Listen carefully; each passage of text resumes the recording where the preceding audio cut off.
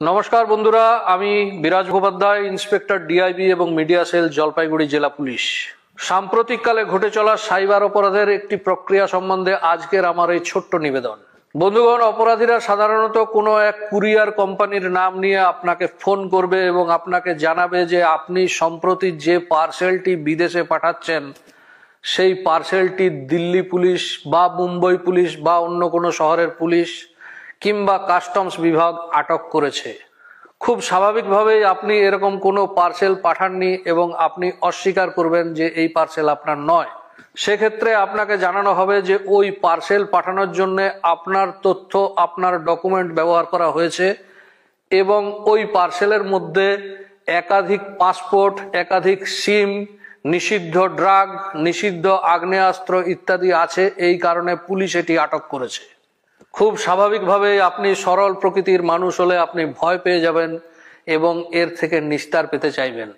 সেই courier company এরপরে phone transfer করে দেবে অন্য কোনো ভেকধারী পুলিশ বা কাস্টমস বিভাগের অফিসারের সঙ্গে।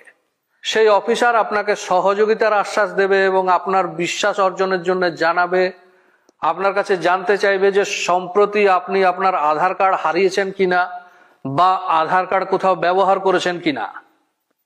বন্ধুরা, আমরা আধার কার্ড সর্বত্র ব্যবহার করে থাকি এবং আধার কার্ড আপনার যদি না হারিয়ে থাকে তবুও আপনার উত্তর হ্যাঁ হবে, আপনি আধার কার্ড নিশ্চয়ই কোনো না কোনো জায়গায় ব্যবহার করেছেন।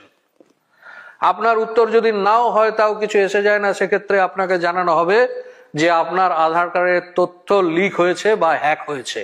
এখন এই বিষয়ে আপনার বিরুদ্ধে একটি মামলা হয়েছে এবং আপনাকে তার থেকে মুক্ত হতে চাইলে আপনাকে তদন্তে পূর্ণ সহযোগিতা করতে হবে। তদন্তে পূর্ণ সহযোগিতার আশ্বাস পেয়ে আপনাকে আপনার আর্থিক স্থিতি সম্পর্কে সম্যক জিজ্ঞাসাবাদ করবে। আপনার ধনরাশি কোথায় কিভাবে গচ্ছিত আছে, ব্যাংক অ্যাকাউন্ট, বিভিন্ন প্রকার পলিসি, সমস্ত কিছু সম্বন্ধে আপনাকে জিজ্ঞাসাবাদ করবে, খোঁজ খবর নেবে এবং তারা অবগত হবে যে আপনার মোট কত টাকা কোথায় কিভাবে আছে। এরপরে শুরু হবে আসল খেলা। তারা বলবে যে আপনার সমস্ত ধনরাশি তাদের দেওয়া একটি বিশেষ ব্যাংক অ্যাকাউন্টে ট্রান্সফার করার জন্য। এই কাজ যদি আপনি করে ফেলেছেন তাহলে আপনি আপনার সমস্ত সম্পত্তি দুষ্কৃতীদের হাতে তুলে দিলেন।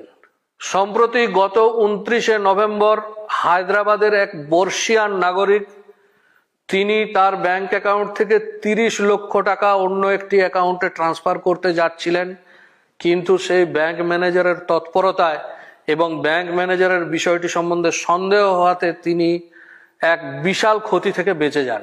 সুতরাং বন্ধুরা, যে কাজ আপনি করেননি সেই কাজের জন্য আপনি ভয় পাবেন না, এরকম ফোন কলে সাড়া দেবেন না। যে কোনো প্রয়োজনে জলপাইগুড়ি জেলা পুলিশের সঙ্গে যোগাযোগ করুন। জলপাইগুড়ি জেলা পুলিশ সর্বদাই আপনার সাহায্যের জন্য প্রস্তুত। সবাইকে অবগত করার জন্য এই ভিডিওটি যথাসম্ভব শেয়ার করুন। নিজে আপডেট থাকার জন্য জলপাইগুড়ি জেলা পুলিশের ফেসবুক, ইনস্টাগ্রাম এবং এক্স হ্যান্ডেল ফলো করুন। সবাই ভালো থাকুন, সুস্থ থাকুন, সতর্ক থাকুন। ধন্যবাদ, নমস্কার।